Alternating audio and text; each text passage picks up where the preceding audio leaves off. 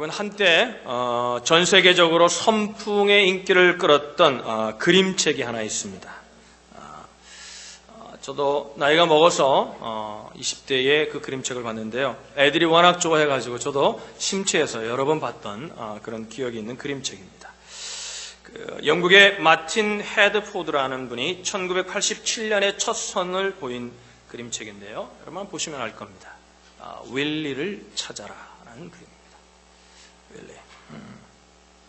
그림 속에 그저 교묘하게 다음 그림을 이렇게 보시면 교묘하게 이 많은 사람들 속에 윌리가 있습니다.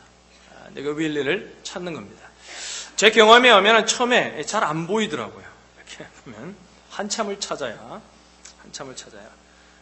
이렇게 줄무늬 티셔츠를 입고 안경을 쓰고 꺼벙하게 보이는 그 윌리. 그 윌리가 이 그림 속에 한 사람이 한 명이 하나가 아니라 여러 개 있더라는 겁니다. 깨알 같은 많은 사람들 속에서 주인공 윌리를 찾아내는 것이 처음 하는 사람에게는 매우 쉽지 않은 일입니다. 근데 막상 찾고 보면요, 거기 있었어요. 웃고, 항상 윌리가 웃고 있습니다. 이렇게 웃고. 여기 있는지 몰랐지. 그러는 말을 하는 것처럼 웃고 있는. 그러면서 어떤 경우에는 손을 이렇게 흔들고 있어요. 이렇게 흔들고. 나 여기 있어. 이렇게 말하고 있습니다. 그 저자는요, 이렇게 얘기합니다. 책의 모든 장면 속에서 윌리가 숨어 있지만 어디에 있는지는 말할 수 없다고 말하면서 독자 스스로 찾아야 한다고 말합니다. 그래서 작가가요, 이 어린이들에게 이 만화 그림, 이 그림책을 만든 이유가 뭐냐면요, 어린이들이 무심코 이렇게 지나쳤던 그런 장소들과 장면들 속에도 우리가 눈여겨보아야 되는 아주 중요한 것들이 있다는 사실을 이 작가는 어린이들에게 가르쳐 주기를 원했다는 것입니다. 저는 20대였는데 이걸 상당히 재밌게 봤습니다. 이거 본분 기억해보세요. 한번 손 들어보세요. 다 보셨구나. 예. 그래서 제가 나만 봤으면 어떡하나, 애들 보는 거라서 그런데 본 기억들이 있는 거죠. 그래서 이 그림에서 윌리는 도대체 어디 있을까? 어디에 자신을 숨기고 있을까? 이렇게 질문을 하면서 꼴똘히 고민하면서 본 것입니다. 여러분, 신앙생활을 하면서도 윌리가 어디 있을까? 이렇게 우리가 물으면서 이 그림책을 보는 것처럼 비슷한 질문을 떠올린 적이 있을 것 같습니다. 마치 하나님이 어디에 꼭꼭 숨어 있는 것처럼, 하나님이 안 계신 것처럼, 하나님이 안 보이는 것처럼, 그래서 하나님이 여기 안 계신 것처럼 생각하면서 하나님 어디 계십니까? 하나님 어디 있어요? 하나님이 자신을 숨기고 있는 것처럼 우리가 느끼면서 하나님을 찾았던 기억이 우리에게는 있을 것입니다. 여러분, 다윗도 이와 같은 심정으로 노래한 적이 있었습니다. 시편에 보면은 이렇게 말합니다. 여호와여, 어느 때까지입니까? 나를 영원히 잊으셨습니까? 주의 얼굴을 나에게서 어느 때까지 숨기시겠습니까? 여러분, 다윗은 하나님의 마음에 합한 자였잖아요. 하나님을 사랑하는 자였잖아요. 하나님이 너무나 기뻐하시는 자였고 늘 하나님과 교제하는 삶을 살았던 다윗인데 그에게도 그럴 때가 있었다는 것입니다. 하나님 도대체 어디 계십니까? 오늘 이 아침에 또 하나님을 믿지 않는 분들이 계실지 모르겠습니다. 여러분, 그래서 좀 하나님이 있긴 있는 거야? 이런 질문을 가질 수 있습니다. 괜찮습니다. 다윗도, 믿음의 사람이었던 다윗도 그렇게 질문했다는 겁니다. 하나님, 어느 때까지 숨으시겠습니까? 언제까지 나를 향하여 숨으시겠습니까? 이렇게 질문한 적이 있었다는 것입니다. 그런데 여러분, 그 숨어 계신 것 같은 그 하나님이 어느 순간에 문득 자신을 이렇게 딱 드러낼 때가 있습니다. 성경에 보면 딱 드러내서, 윌리가 딱 드러내서 이렇게 손을 흔드는 것처럼 내가 여기 있다. 왜? 이렇게 우리에게 말씀하실 때가 있다는 겁니다. 이런 순간을 우리가 신학적으로 계시의 순간이다. 이렇게 얘기합니다. 하나님이 당신을 열어서 보여주시는 순간이라는 겁니다. 신학자들은 하나님의 계시 방편을 크게 두 가지로 나누어서 설명합니다. 오늘 그 두 가지의 방편이 오늘 엘리야 가운데 임하고 있음을 오늘 우리가 볼 수 있습니다.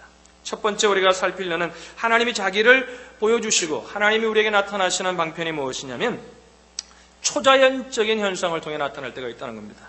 바람이나 지진이나 불이나 기적이나 어떤 이런 현상을 통해서 하나님이 특별히 자신을 드러내실 때가 많다는 겁니다. 여러분, 선지자 엘리야가 지금 여러분 큐티를 사무엘상을 하시죠. 선지자 엘리야가 이제 좀 넘어가면 11개로 넘어가면 그 내용이 나옵니다. 여러분, 선지자 엘리야가 아합왕과 이세벨에게 쫓기게 되죠. 갈멜산에서 그 거짓 선지자들을 다 죽였는데 뭐예요? 나중에 보니까 뭐예요? 자기 혼자만 남은 것처럼 보이는 겁니다. 그래서 아합왕과 이세벨이 그를 죽이겠다고 하니까 엘리야가 그냥 도망을 칩니다. 꽁지가 빠지라고 도망을 합니다. 몸을 피해서 광야로 갑니다. 열왕기 상 19장 3절로 8절인데 우리 성경을 좀 오늘은 좀 펴서 이런 본문을 좀 펴고 계셔서 같이 보면 좋겠습니다. 3절로 8절의 말씀 보겠습니다. 3절로 8절을 보면 여러분 눈으로 좀 성경을 찾으셔서 보면 좋겠어요. 제가 읽겠습니다. 그가 이 형편을 보고, 이 형편은 뭐냐면 아합왕과 이세벨이 자기를 죽이려고 한다는 그 형편을 보고 자기 혼자만 남은 것 같으며 두려움이 몸속에 온 겁니다. 그래서 이 형편을 보고 일어나 자기의 생명을 위해 도망하여 유다에 속한 부엘세바에 이르러 자기의 사환을 그곳에 머물게 하고 자기 자신은 광야로 들어가 하룻길쯤 가서 한 로뎀나무 아래에 앉아서 자기가 죽기를 원하여 이르되 여호와여 넉넉하오니 지금 내 생명을 거두시옵소서. 나는 내 조상들보다 낫지 못하나이다 하고, 지금 뭐예요? 하나님 나 죽여주십시오. 왜 나를 이렇게 두십니까? 죽여주십시오. 이 얘기를 하는 겁니다. 5절에 보면 로뎀나무 아래에 누워 자더니 천사가 그를 오로만지며 그에게 이르되 일어나서 먹으라 하는지라. 본즉 머리맡에 숯불에 구운 떡과 한 병 물이 있더라. 이에 먹고 마시고 다시 누웠더니 여호와의 천사가 또 다시 와서 어루만지며 이르되 일어나 먹으라. 내가 갈 길을 다 가지 못할까 하노라 하는지라. 이에 일어나 먹고, 이제 두 번이나 먹이시는, 또 자기 하시고, 그죠? 먹고 마시고 그 음식물의 힘을 의지하여 40주 40야를 거쳐서 40일 만에 뭐예요? 하나님의 산 호렙에 이르렀다. 오늘 본문, 우리가 읽은 본문의 문맥 속에서 그 스토리가 나오고 있습니다. 자, 하나님이 천사를 통해 엘리야를 먹고 이렇게 재우시고 피곤을 풀도록 합니다. 겨우 기운을 차린 그가 이제 하나님의 산 호렙에 40일을 달려가서 이르게 됩니다. 이제 여호와의 말씀이 그에게 임합니다. 9절의 말씀이에요. 9절 같이 한번 읽어보죠. 9절은 같이 읽겠습니다. 시작. 엘리야가 그곳 굴에 들어가 거기서 머물더니 여호와의 말씀이 그에게 임하여 이르시되 엘리야야 내가 어찌하여 여기 있느냐. 여러분, 성경을 읽을 때 제가 팁을 하나 드리는데요, 이렇게 또박또박 읽을 때, 여러분 묵상이라는 단어가 이런 뜻인가 아시죠? 원어적인 의미가 이렇게 하늘처럼 따지는 또박또박 읽는 겁니다. 그게 뭐냐면요, 우리가 성경이 처음에 딱 이렇게 정신이 집중이 안 되잖아요. 그럴 때 여러분 또박또박 읽으면요, 우리의 영과 혼과 육신이 지정이 다 함께 있는 거거든요. 서로가 영향을 받습니다. 할렐루야. 또박또박 읽을 때 성경이 정독이 돼요. 그래서 저는요, 성경을 읽을 때 집중이 안 되면, 이제 집중이 되면 이렇게 천천히 묵상으로도 읽지만, 이거 눈으로 읽지만, 집중이 안 될 때 저는 성경을 또박또박 읽을 때 마음이 이렇게 모아지고 모든 것들이 하나가 돼서 성경에 집중하는 것들을 제가 많이 경험합니다. 보세요. 9절에 보면은 여호와의 말씀이 그에게 임하여 이르시되 엘리야야 내가 어찌하여 여기 있느냐. 야, 너 어떻게 엘리야 너 왜 여기 있느냐? 하나님이 그에게 묻는 겁니다. 여러분, 엘리야는 자기가 그죠? 하나님을 향한 특별한 열심을 가지고 바알의 선지자들과 싸워서 이겼으나 뭐예요? 이기고 난 다음에 홀로 남았다는 겁니다. 그래서 아합왕과 이세벨이 자기의 생명을 찾아 뺏으면 두려워가지고 뭐예요? 나도 똑같은 자입니다. 하나님 날 죽여주십시오. 하나님 제게 도움이 필요할 때 어디 계셨습니까? 그렇게 말하는 거예요. 이걸 쭉 이은 스토리를 보면요, 묻습니다. 하나님이 그러니까 뭐라 그랬냐면요, 자 11절 12절에 이제 본문에 말하는 거예요. 11절 12절에 자, 다 같이 한번 눈으로 보세요. 여호와께서 이르시되 너는 나가서 여호와 앞에서 산에 서라 하시더니 여호와께서 지나가시는데, 자 뭐예요? 여호와가 이렇게 말하는 겁니다. 하나님 정말 네가 왜 여기 있냐 그러니까, 하나님 내가 정말 힘들고 그럴 때 하나님 어디 계셨습니까? 쉽게 말하면 이 얘기. 그러니까 하나님 뭐라고 말하냐면 엉뚱한 얘기를 하세요. 자, 그러면 내가 얘기하는 그 산 중턱에 서라. 뭐 하나님이 하라니까 어떻게 했어요? 산으로 가는 겁니다. 지금 그 스토리를 얘기하는 거예요. 아마 엘리야가 잔뜩 긴장을 하고 이제 산 중턱에 하나님 뭘 왔을까? 그러고 한번 서 있었던 것 같습니다. 그러자 어떤 일이 벌어집니까? 11절로 12절에 벌어집니다.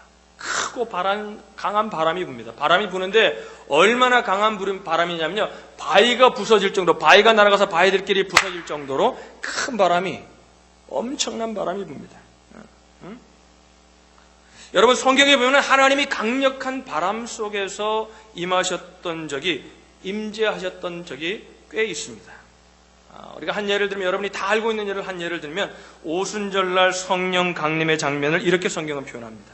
호련히 하늘로부터 급하고 강한 바람 같은 소리가 있어 그 온 집에 가득하더라.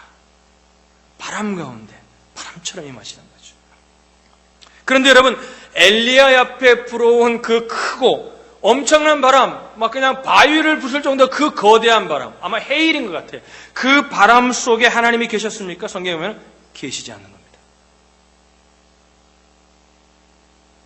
계시지 않는 거예요. 다음에는 지진이 발생합니다. 땅이 막 흔들립니다. 11절 12절에 읽었잖아요. 땅이 막 흔들립니다. 하나님은 때로는요, 지진을 통해서도 하나님의 임재를 보이셨던 적이 많습니다. 아까 얘기했던 오순절날에도 그랬잖아요. 별기를 다음에 모인 곳이 진동하더니. 여러분, 이 지진이 참 무서운 거라 그래요. 어느 분이 일본에 갔었는데, 제가 아는 분이 일본에 갔었는데, 일본에 가서 호텔에 있는데 일본이 이렇게 자주 흔들리는가 봐요. 막 흔들리더라는 거예요. 그래가지고 이분이 나 죽는 거라고 침대에서 벌떡 일어나가지고 무릎을 꿇고 하나님 용서해달라고 막 죄가 막 생각이 나더라는 거예요. 두려워가지고. 자기는 지진이라는 것처럼 자다가 흔들리고 깬 거예요, 새벽에.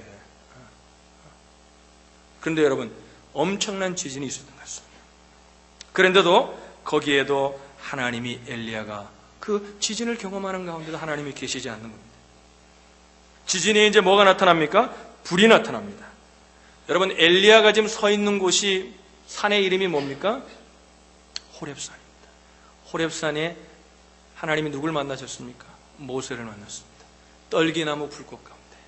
여러분, 또 보세요.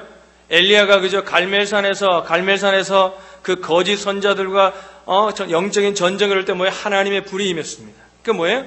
불 가운데 임한 하나님을 경험했었거든요. 그러니까 아마 엘리야도 성경을 아는 사람이니까 그 호렙산에서니까 불이 나니까 이제 하나님이 나타나시려는가 보다. 그런데 여러분, 하나님이 나타나지 않습니다. 불 속에도 하나님이 계시지 않는 겁니다. 여러분, 도대체 왜 그랬을까요? 그렇게 잘 나타나시던 그런 어떤 초자연적인 현상 가운데 늘 나타나시던 하나님이 왜 엘리야에게는 나타나지 않았냐는 겁니다. 바람 가운데도 지진 가운데도 불을 통해서도 당신을 드러내셨던 그 하나님이 왜 나타나지 않느냐는 겁니다. 하나님은요, 그런 초자연적인 역사를 통해 나타나시는 분이 아니라 다른 방편으로도 나타나신다는 사실을 엘리야에게 가르쳐주기 원하셨던 것입니다.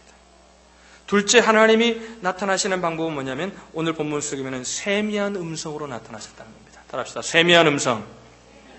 그러니까 여러분, 하나님이 만약에 초자연적인 기적들 통해 막 우르릉거리고 막 그냥 어떤 기적을 통해 사람 살고 이렇게만 나타난다면 어떻게 해서 우리는 항상 일상의 삶을 살지 않고 거기에 그냥 집중하며 살겠죠. 그렇지 않겠어요? 그래서 비정상적인 삶을 살겠죠. 그래서 하나님은 일상의 평범함 속에서 나타나신다는 겁니다. 거기 보면 세미한 소리가 있는지라 12절 마지막에 그랬잖아요. 다시 한번 따라합시다. 세미한 소리.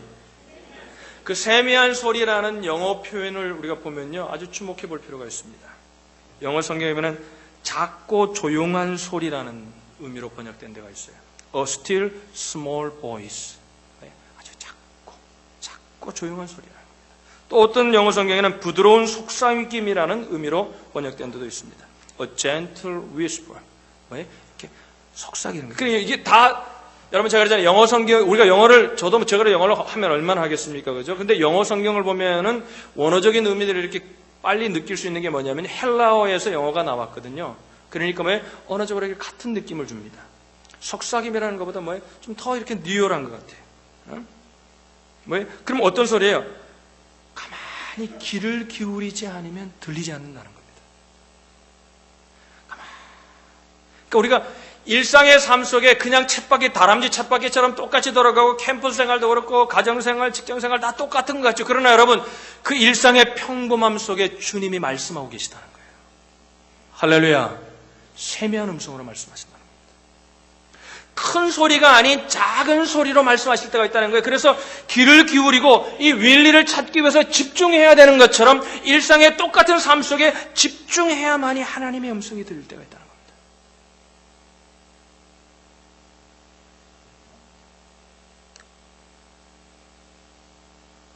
어쩌면 우리는 삶을 살면서 하나님이 좀 뭔가 거대한 일을 이루어주시고 하나님이 분명한 것을 보여주기를 원하실지도 모르겠습니다. 때로는 하나님이 그렇게 하실 수도 있습니다. 그러나 여러분, 대부분의 삶 속에는 하나님이 평범한 그 일상의 삶 속에 우리가 길을 기울일 때 말씀하시는 소리가 들립니다. 할렐루야. 그럴 때 여러분, 때로는 내가 도와줘야 될 사람이 보이기도 하고요. 때로는 내가 순종하지 못하고 있는 내 모습이 보이기도 하고 깨달음이 오는 거예요.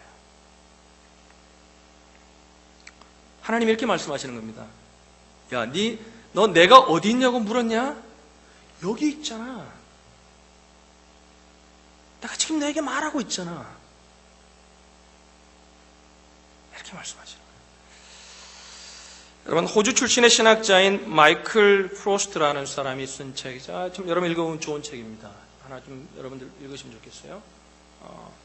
일상, 그 하나님의 신비라는 책을 썼는데요. 이분이 말하는 게 이런 겁니다. 일상의 삶 속에 하나님이 말씀하고 계신다는 거예요. 그의 서문을 보면요, 제가 좀 읽어드릴게요. 서문에 이렇게 고백합니다. 나는 초자연적 차원과 그 권능을 믿는다.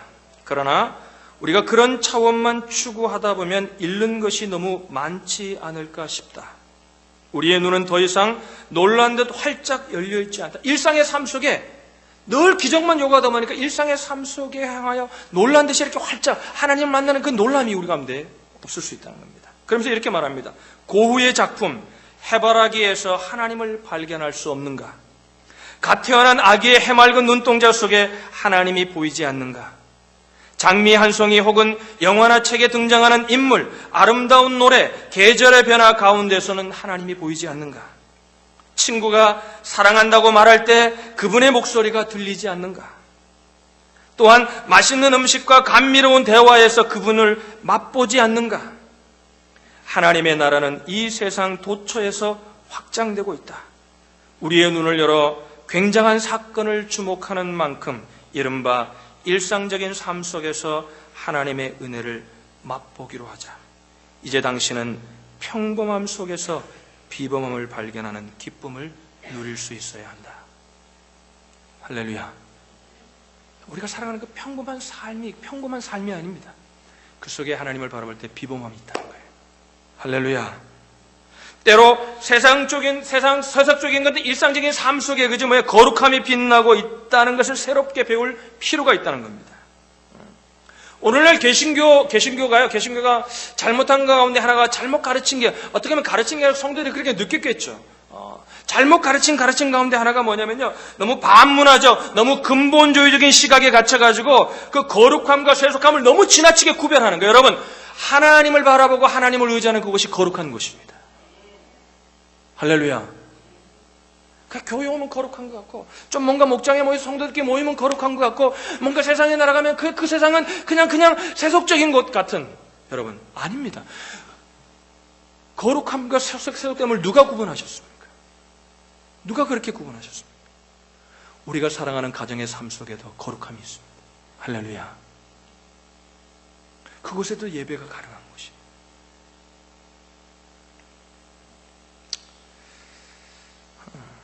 여러분에게 이 예화가 어떻게 들릴지 모르겠지만 저에겐 참 이번에 책을 읽으면서 참 마음에 와닿았던 예화 하나를 더 소개해드리려고 합니다. 그 프로스트 교수가 실질적으로 있었던 한 여인의 이야기를 책에서 얘기합니다. 일상에 지친 한 여인이 있었습니다. 어머니는 병들었고 남편은 늘 자기를 박대합니다. 살고 싶지 않습니다. 순간순간 죽고 싶다. 내가 꼭 이렇게 살아야 되느냐는 생각이 이 여인의 생각 속에 늘 떠나지 않는 여인이 있었다고 합니다. 그녀에게는 삶의 낙이 없습니다. 그러던 어느 날 아픈 어머니가, 같은 동네에 사는데 어머니가 전화를 하셔서 신문을 보고 싶다고 하니까 우리 같은 조그마한 동네에 있는 플라자에 들려서 신문을 하나 구입해서 좋은 날씨에서 이제 걸으면서 어머니에게 신문을 가져가려고 하는데 그 플라자를 지나는데 조그마한 공원 하나가 있는 겁니다. 근데 그 공원에 이상한 사람이 있습니다. 선글라스를 날이 흐린데 시꺼먼 거를 끼고 바바리 코트를 입었는데 바지는 반바지를 입고 무릎은 다 까져가지고 피가 줄줄줄 흐르는데 뭐 전혀 개의치 않고 그냥 좋아가지고 있는데, 근데 눈에 딱 들리는데 그 사람이 손에 들고 있는 장미 한 송이가 있는데 아주 분홍색 아름다운 장미 한 송이를 들고 있어요. 저 사람 참 이상하다. 죄송하지만 좀 정신이 이상한 분이잖아요. 그런데 여러분, 그녀가 지나가려고 하는데 이 남자가 갑자기 뛰어오더니 이 여인의 어깨에 손을 딱 얹습니다. 얹더니 이렇게 말하는 거예요. 당신이 걸어오는 것을 보는 순간 나는 당신에게 이 꽃을 드리고 싶었습니다. 모든 것이 잘 될 겁니다. 너무 걱정하지 마세요. 그런데 여러분, 이 여인이, 그리고는 그 남자는 사라져 버렸어요. 근데요, 그 자리에 앉아 한참을 웁니다. 그리고 이렇게 말해요. 그래, 모든 게 잘 될 거야 하고 이렇습니다. 여러분, 일상의 틈새를 비집고 들어온 이 놀라운 사건을 여인은 하나님이 보내신 천사의 방문으로 받아들였던 겁니다. 미친 사람이 아니라 자기가 꼭 필요한 말을 들으면서 하나님이 나에게 말씀하시는 말씀으로 들었던 거예요. 그런데 여러분, 정말 그렇게 생각하고 그래 모든 게 잘 될 거야 하고 일어섰는데 그 이후부터 모든 것들이 잘 되기 시작하는 겁니다. 할렐루야. 남편과의 관계도 회복되고 어머니도 좋아지고 삶이 행복한 겁니다. 이게 바로 일상의 기적 아니겠습니까? 우리가 그냥 지나치면서 미친 인간인가 봐, 저건 미쳤는데 왜 저거 왜 저래, 왜 나한테 꽃을 주지, 이렇게 생각하지 않고 뭐예요? 그 일상의 삶 속에도 하나님의 손길을 느낄 수 있다면 똑같은 환경 속에서도 어떤 사람은 이렇게 느끼기도 하고 어떤 사람은 저렇게 느끼기도 한다는 겁니다.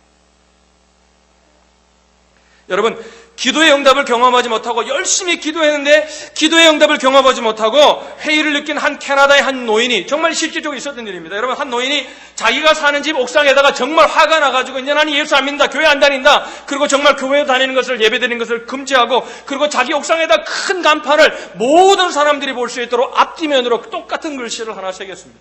그 글씨가 뭐냐면 God is nowhere예요. God is nowhere.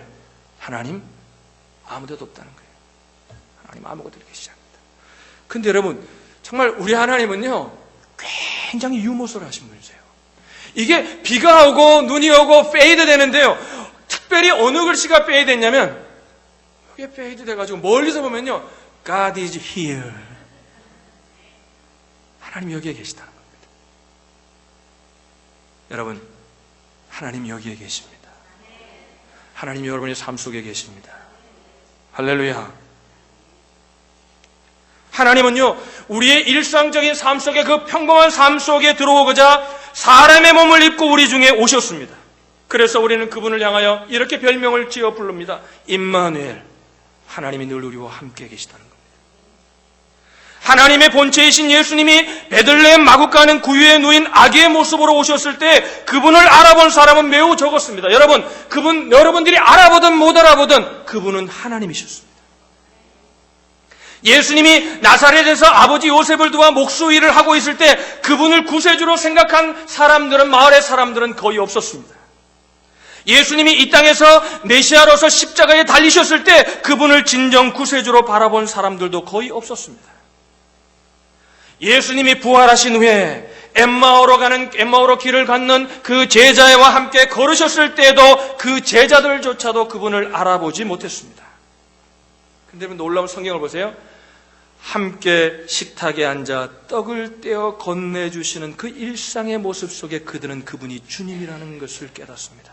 그리고 그분이 말씀을 풀어줄 때 왜 내가 마음이 뜨거웠는지를 깨닫습니다. 할렐루야. 우리가 먹는 그 밥 먹는 그 자리에도 주님이 함께 하신다는 겁니다. 사랑하는 성도님 여러분, 1년을 계획하면서 이렇게 살아야 되겠다, 우리가 힘차게, 아니면 힘이 없지만 그래도 주님을 의지하는 믿음으로 시작했는데 이제 2개월이 지나고 3개월이 오면서 지쳐있지는 않습니까? 여러분, 일상의 삶 속에 우리와 함께 하시는 주님을 경험하시기를 주님의 이름으로 축원합니다. 주님은 일상의 거리를 우리와 함께 걷고 계십니다.